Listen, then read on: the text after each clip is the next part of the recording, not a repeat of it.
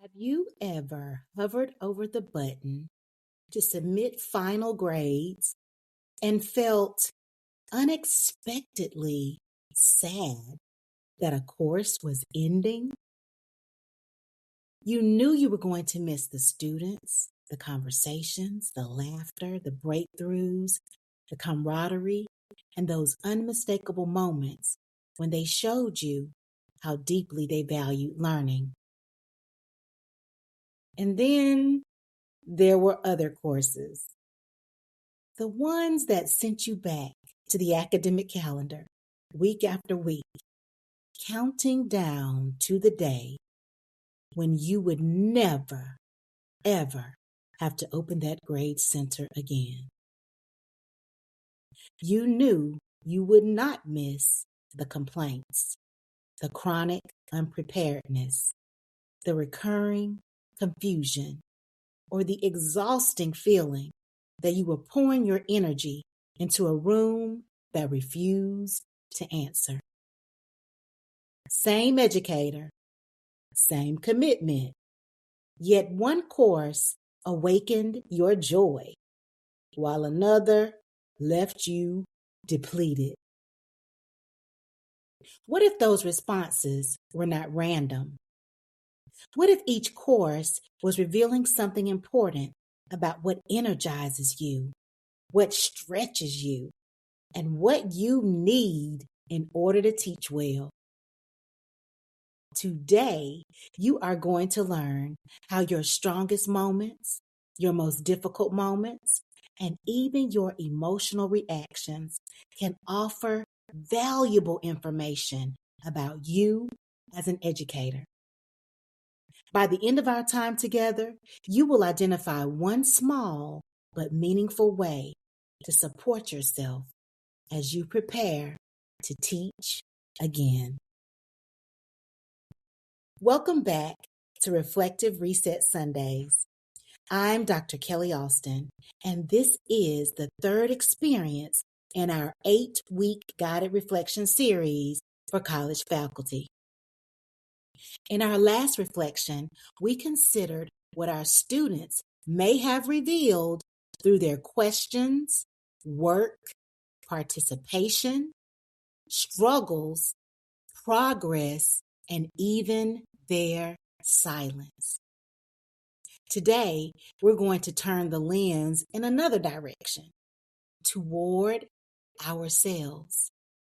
Because reflective educators do not only study students, we also study our own patterns, responses, strengths, needs, and growth. This episode is so special because it is the one out of all 8 about your teaching and well-being. We are going to ask below the surface questions. So I hope you're ready. Now, each reflective reset guides us through 5 moments. Breathe, notice, reflect, discern, and act. We breathe so that we can become present. We notice what happened without immediately judging or explaining it.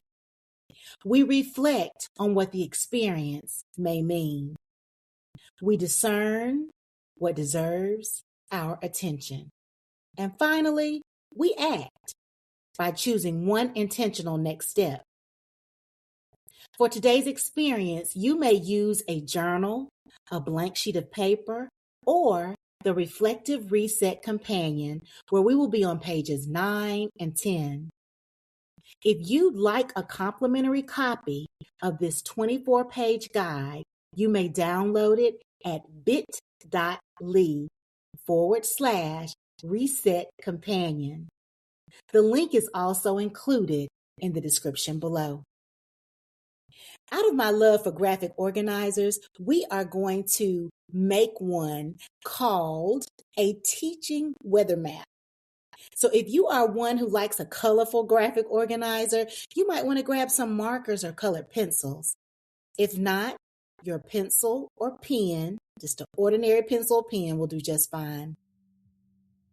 But before we begin with all the fun and the deep, deep thinking, let's breathe. Find a comfortable position. Allow your hands to rest. Lower your shoulders and relax your jaw.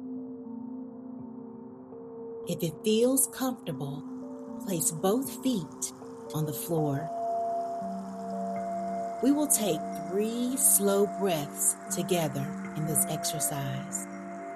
We will inhale for 4 counts, pause gently, and exhale for 6. Let's begin. Inhale, 1, 2, 3, 4. Pause gently.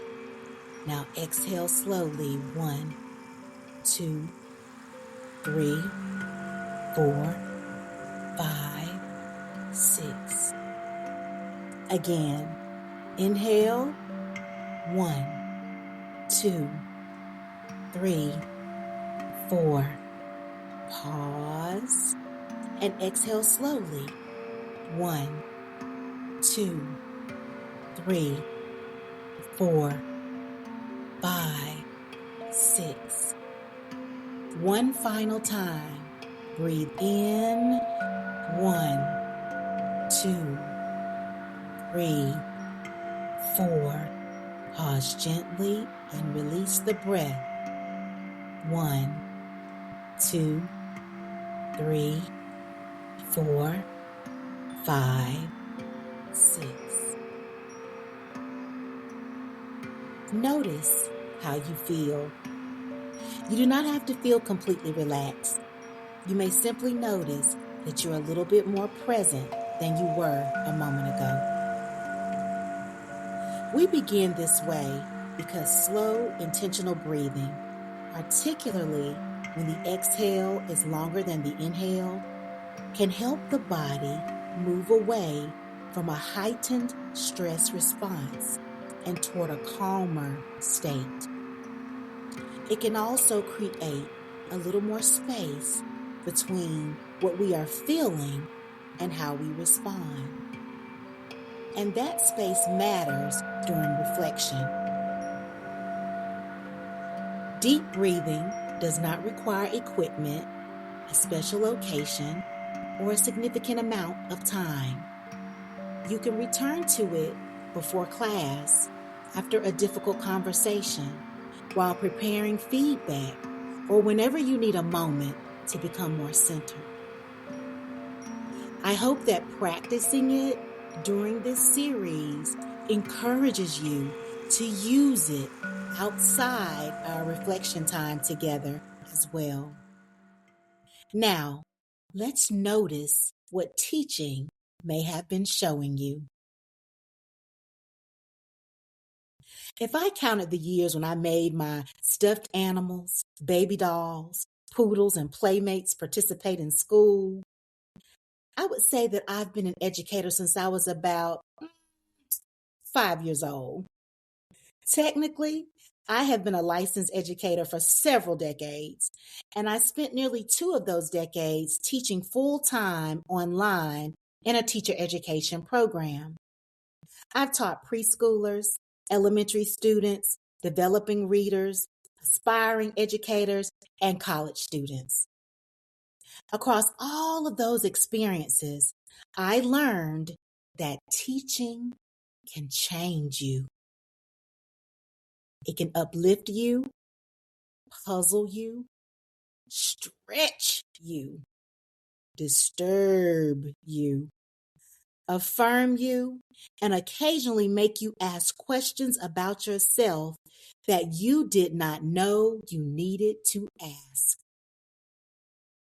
That is how I know that teaching does not only reveal our students, but teaching reveals us to ourselves. Robert Heinlein is often credited with saying, "When one teaches, two learn." Over the years, I've found that statement to be true. Perhaps it began because I was an education major who was expected to reflect regularly. Maybe it was because I've always been analytical and every now and then an Olympic level overthinker. Mhm. Or perhaps it came from one of the messages emphasized in my Winston-Salem State University teacher education program. I was to become a thinking teacher, teaching thinking. Whatever the reason, every time I was entrusted with teaching, whether my students were preschoolers or adults, I eventually found a lesson inside the lesson for myself.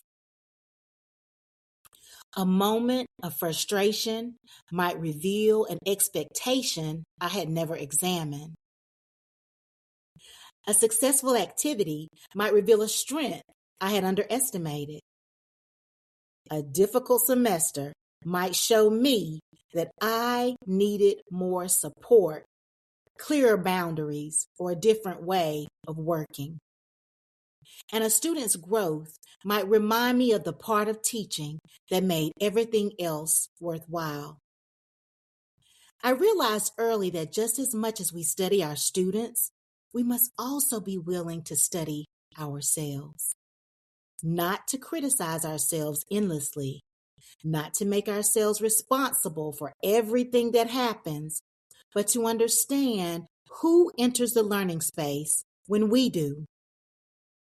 Today, we will look at 3 things teaching can reveal: your spark, your stretch, and your support. Now turn your page horizontally and divide it into 3 rows. Not columns, but rows. It's time for us to make our teaching weather map. This takes me back to my elementary school days where I would love to make graphic organizers, make our own worksheets in class. So that's what we're going to do right now. In the first row or the top row, over to the left on the far left side, draw a simple sun. Underneath the sun, on the second row, draw a storm cloud. And in the third row, draw an umbrella. You don't have to spend time trying to create gallery-worthy symbols.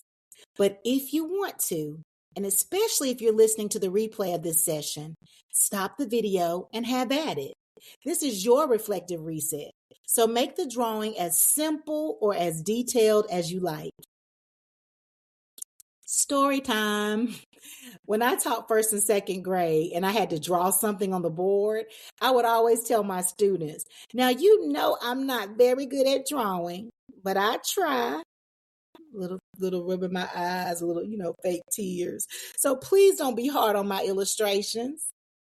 Now, of course, I would draw whatever it might be on the board, and my students would say, Miss Alston, it looks good. You draw very well. Don't be hard on yourself. They were the perfect cheerleaders. So I will be that for you in this moment. A circle with a few lines can be a sun, a lumpy shape can be a cloud, and if your umbrella looks more like a mushroom, that's perfectly okay. Your sun will represent your spark. Your storm cloud will represent your stretch, and your umbrella will represent the support that helps you teach well. Now let's begin with the sun. The first idea is that your best teaching moments reveal your spark. Your spark is a feeling or quality that causes excitement. And now is the time to recall that moment. The one when you felt energized, effective, deeply engaged, proud, and even grateful that you decided to be an educator. During this segment, we are going there, and by there, I mean to that very moment just last semester when that flame was burning bright.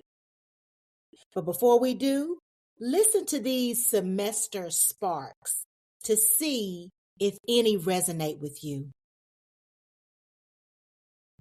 Perhaps an explanation finally helps students understand a difficult concept. That's a spark. Maybe a discussion became so rich that you could feel ideas moving around the room. That's a spark. Or perhaps a student who'd been struggling experienced a breakthrough. That is definitely a spark. Maybe you designed an activity that worked even better than you imagined. A spark. Perhaps you read a student's message and realized that something you said or did had mattered far beyond the classroom, far beyond the assignment, far beyond the course. That's a spark. Did any of those examples of semester sparks ring a bell or jog your memory? Those moments deserve more than a passing smile because they contain information. They may reveal your strengths, what you value, and they may show you the types of teaching experiences that restore your sense of purpose. Your spark is personal, and it is not necessarily the easiest part of your work. Sometimes an experience is demanding and still deeply energizing or satisfying because it aligns with who we are and what we believe good teaching can accomplish. That distinction matters. Easy and energizing are not always the same. Something can require substantial effort and still leave you feeling fulfilled. And something else can appear simple on paper, but drain you completely. Your emotional response may be telling you where your strengths, values, and sense of meaning intersect. Because if we don't have moments when we feel that sense of meaning in our teaching, what are we doing? And why are we doing it? So let's have a little mini reflection time. Look at your teaching weather map.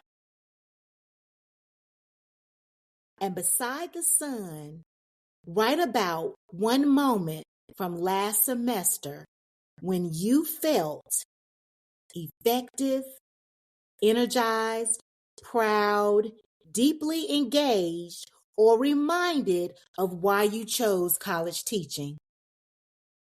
For example, I might write, I was so proud of Mrs. Priscilla when she presented the infographic she'd created on Canva during class because she struggled so much with technology. We had worked together to familiarize her with the app, and the hard work had finally paid off. The entire class sent her love in the chat, and some even shared how impressed they were over the mic. Or I might simply write, Mrs. Priscilla's infographic presentation. You can be as brief or as thorough as you like. Now take about 15 seconds to choose that one moment from last semester. As you may recall several, but I just want you to choose one spark from last semester.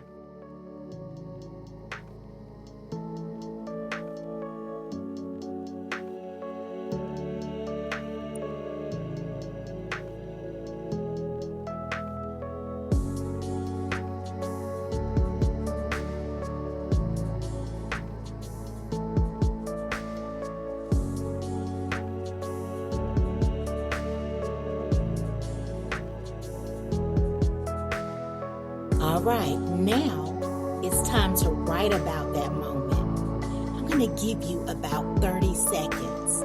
I know that's a short amount of time, but if you need to stop this, if you're watching on the replay, you can stop the video and write as long as you want. But let's just go for 30 seconds right now. Here we go.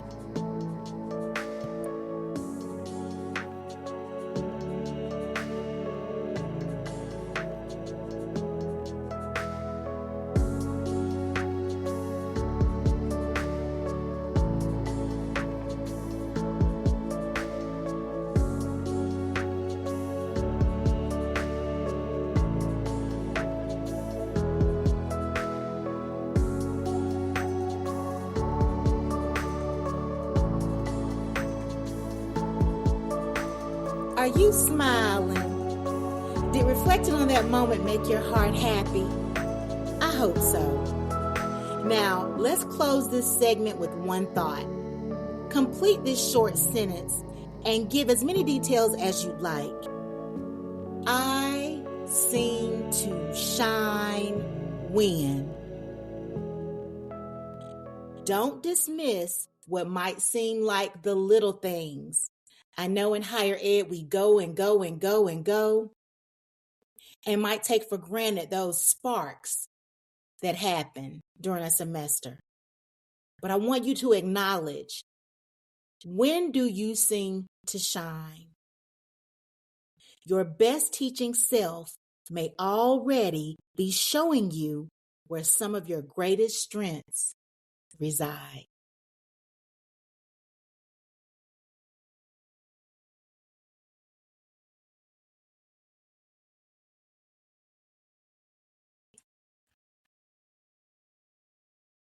All right, let's move on to the second idea. The second idea for today is that your hardest moments reveal your strength. Not your strength, but your stretch. Think about a situation that challenged your patience, confidence, clarity, or your emotional balance. Now, let's talk about emotional balance for a moment. Your emotional balance is a dynamic psychological state where you can experience the full range of emotions, both pleasant and painful, without being overwhelmed or controlled by them. That's very important. Now, there may have been a situation, let's just keep it real, last semester that left you feeling like you were just on the edge of not maintaining a stable emotional state. You may have received a crass email from a student regarding your evaluation of an assignment. Your students may have arrived unprepared for an activity you had carefully planned, even though you had thoroughly prepped them for the learning experience. Maybe an assignment generated confusion despite the step-by-step instructions and tutorial you worked so hard to create. Perhaps you received criticism that stayed with you longer than you wanted it to. You may have struggled with unfamiliar technology, a difficult institutional decision, an unexpected workload, or a student concern that carried emotional weight. Am I hitting some nails on the head? Sometimes what stretches us is obvious. At other times, our reactions surprise us. A relatively small incident may produce an enormous response. And that does not automatically mean that the response is unreasonable. It may mean the incident touched something significant. Take a moment to read the statements on the screen and consider what each emotion may reveal about what mattered to you, what you needed, or what the experience required of you.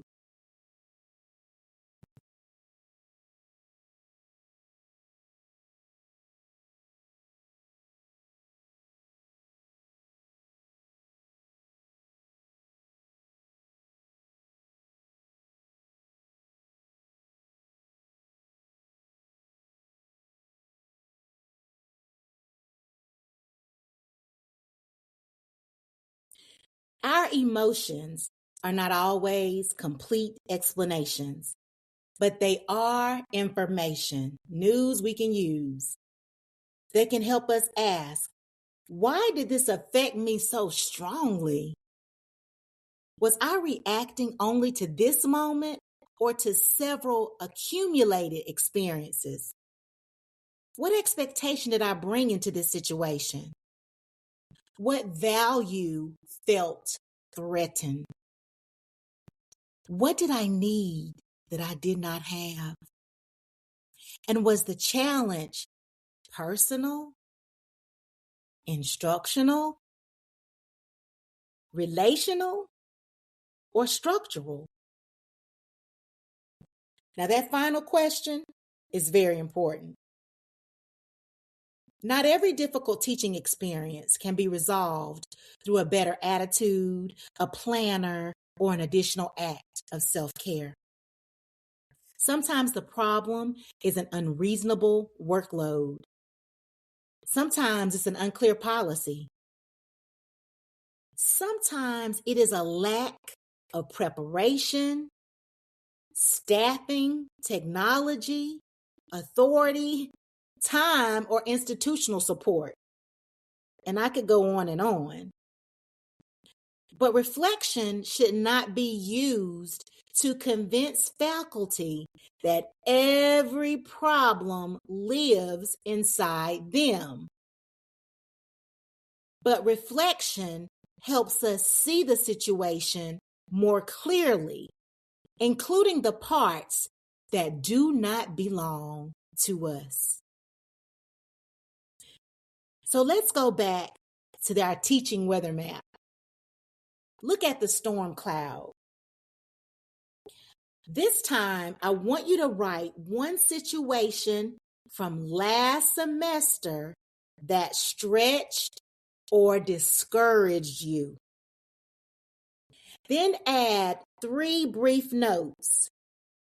What happened? What did I feel? And what might that response have been telling me?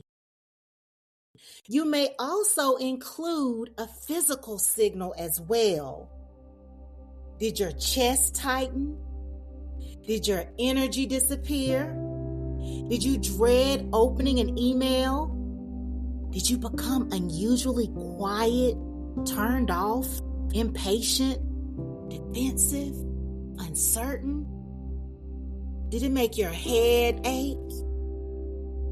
Think about these 3 questions, but also a physical signal that you might have felt about that moment from last semester that stretched or discouraged you. I'm going to give you a minute to do so.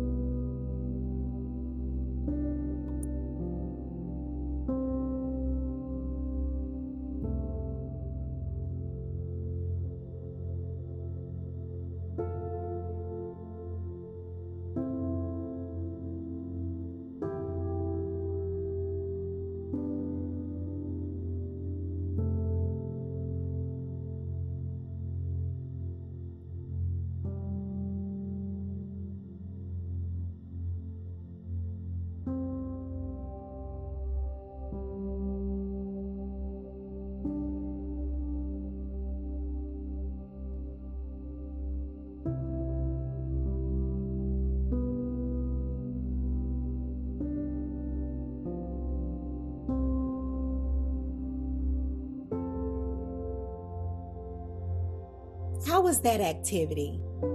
Although it may not have felt good to write about it, Hopefully, it was an opportunity to acknowledge your truth and identify patterns. Now, as we close this section, complete this sentence. I seem to struggle most when.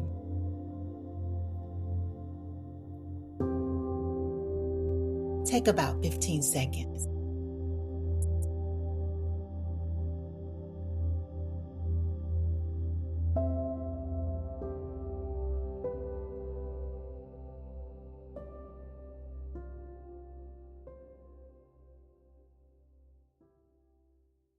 We've made it to our final idea.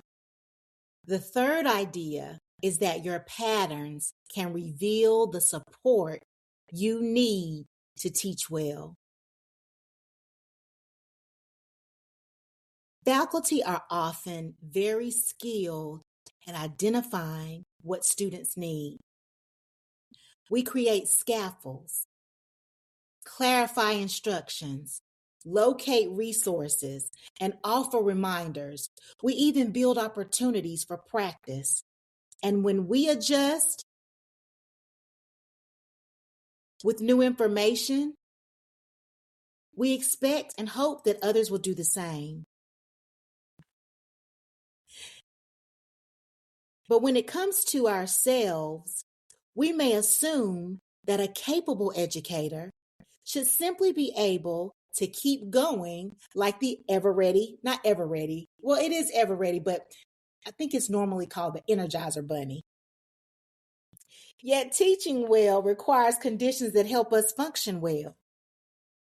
You may teach best when you have enough preparation time, clear expectations, meaningful autonomy, an organized course, and a trusted colleague that you can talk to may also make work more sustainable. So can quiet time to think, freedom from messages at all hours, tools that reduce unnecessary work, useful feedback, and respect for your contributions. Sometimes what you need most is a clear boundary between your work and the rest of your life. Support may be physical. You may just need some rest, movement, nourishment, or a clutter-free workspace that allows you to concentrate.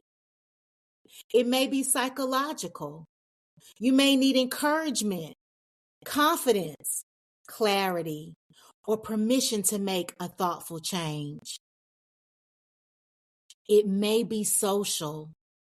You may need connection, collegial conversation, mentorship, or a community where you can speak honestly. And it may be structural.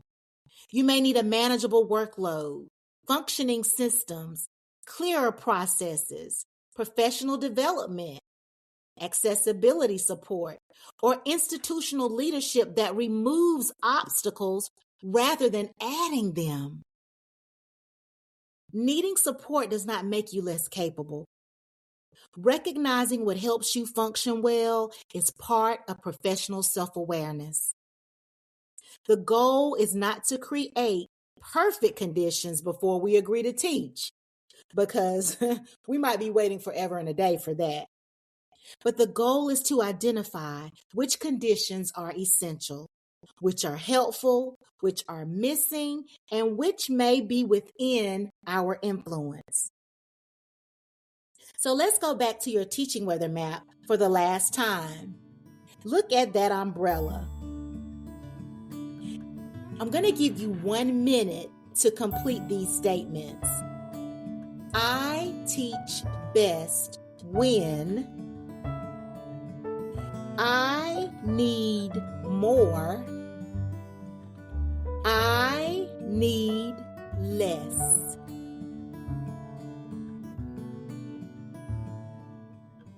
Here we go. Let's write.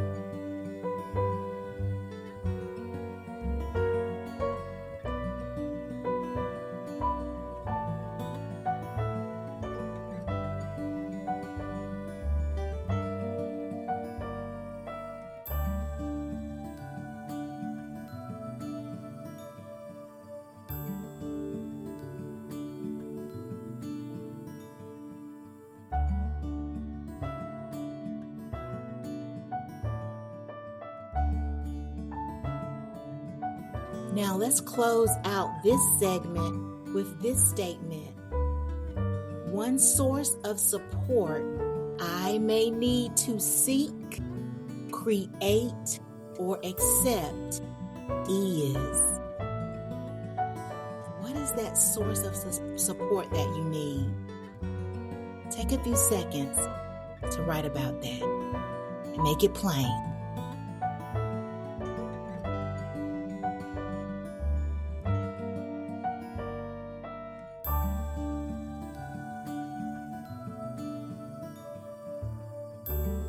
Notice the word accept.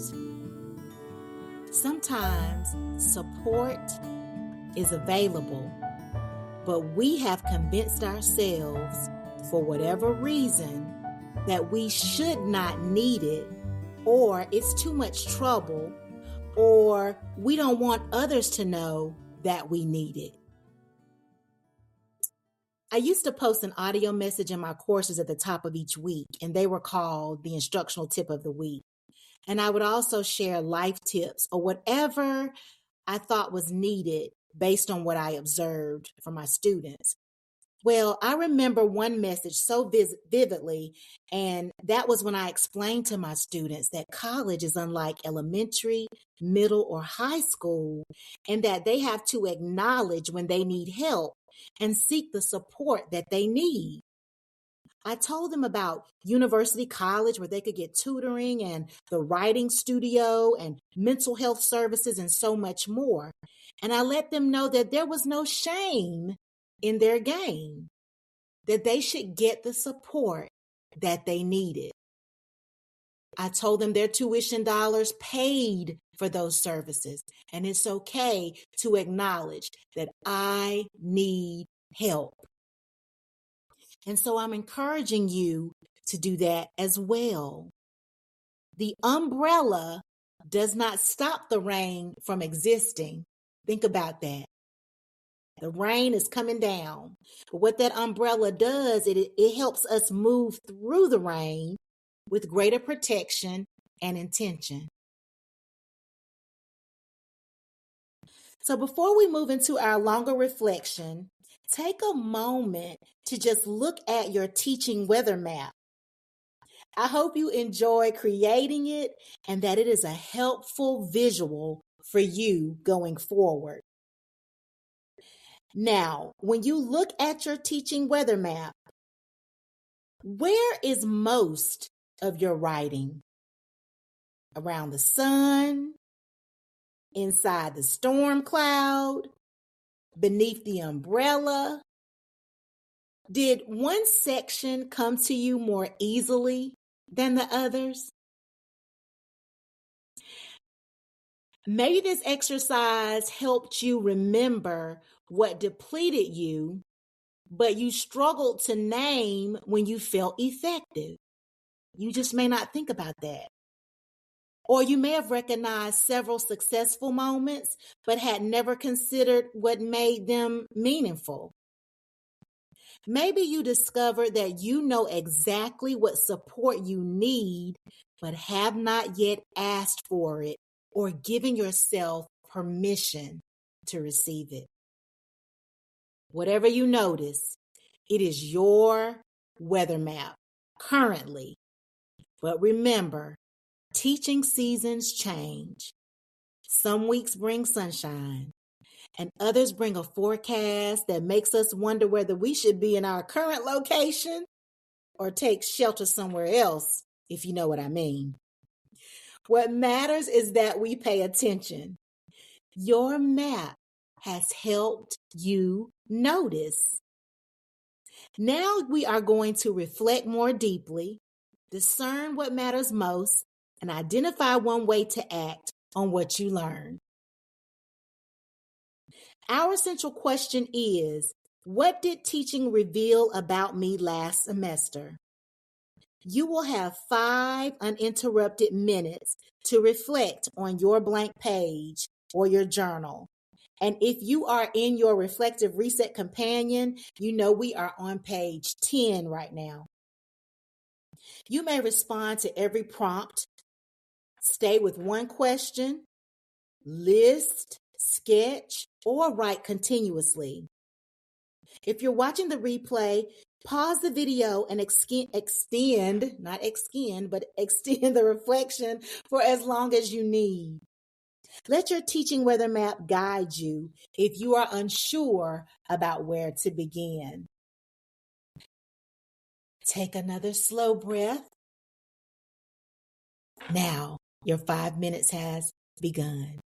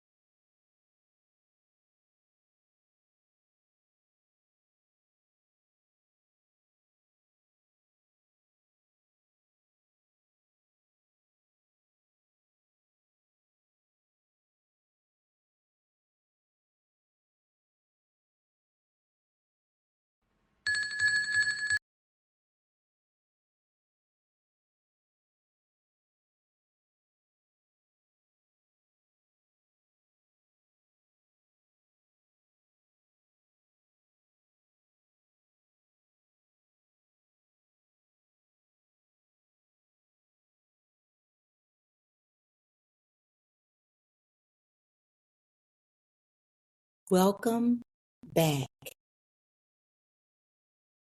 Take a moment to notice what emerged. This is the moment where we exercise our discernment.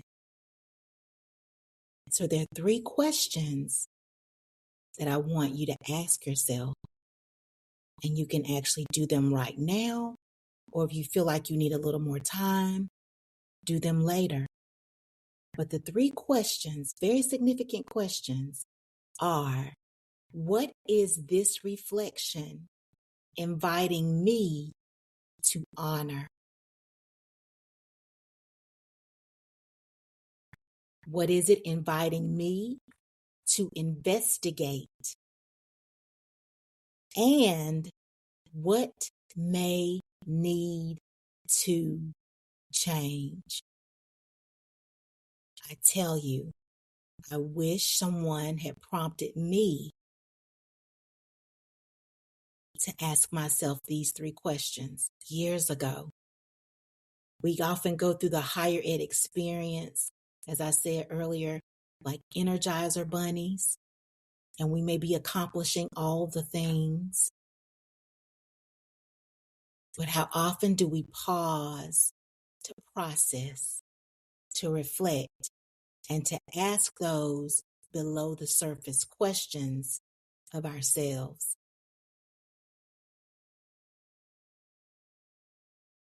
Now, we're going to move on to our final moment, and that is to act. We don't want to just reflect. We don't want this to just be fluff, but we want to do something with what we recognize and realize and acknowledge during our reflection time.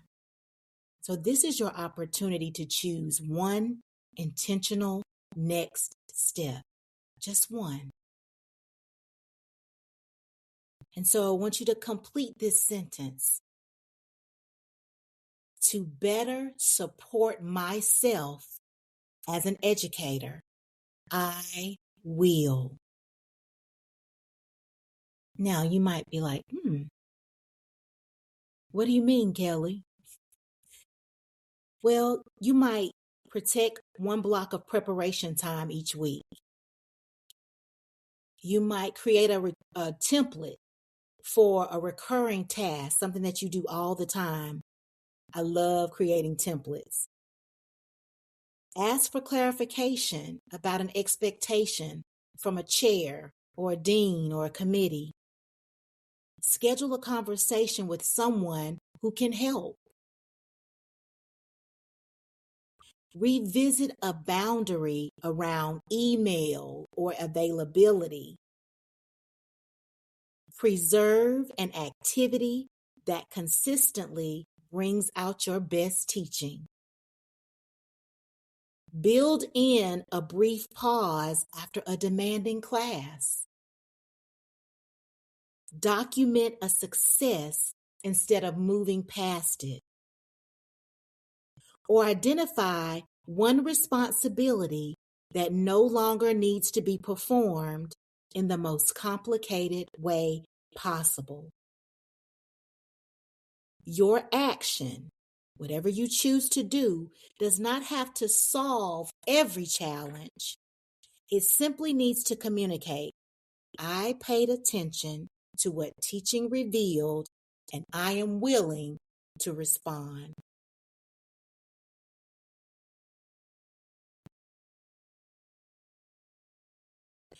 If you feel so led, you can complete one of these sentences in the chat just to share what you got out of this. Teaching revealed that or tell us what makes you shine. You seem to shine when. Or you might want to share what you're going to do to better support yourself as an educator. Sometimes simply reading another educator's reflection helps us realize that we are not the only ones experiencing a particular teaching season. Well, we made it to the end, and today we reflected on what one semester of teaching revealed about us. Imagine what you might learn by noticing these patterns on a regular basis. You give so much of yourself to your students, colleagues, and institutions, but where do you go to process what your higher ed experience is doing to and for you? I'd like to invite you to become a member or get more information at best about the WIRE community, because it is that place, a professional third space beyond the workplace where academics reflect and connect through shared experiences. It's a place for you to pause, process, connect, and recharge. I want to say this. If you've been pushing yourself in higher ed, if you've been going like the Energizer Bunny, if you haven't allowed yourself to pause, if your plate is so full, you may want to become a member of the WIRE community so that you have a place and constant reminders to do as such, to pause, to process, and even meet some new people. You can learn more about the WIRE community at bit.ly, the WIRE community. In our next reflective reset, we will explore communication patterns. We will consider how our announcements, messages, feedback, reminders, and our tone shape the student experience, and what our communication habits may reveal about our presence in a course. I have a podcast, y'all, called Dear Professor, and the number one issue that is discussed from one guest to the next is communication. I've been interviewing guests all summer, and communication never fails to show its head. So meet me back here next week. Until then, remember, teaching reveals what energizes you. It reveals what stretches you. And it reveals what you need in order to continue doing this work with clarity, care, and intention.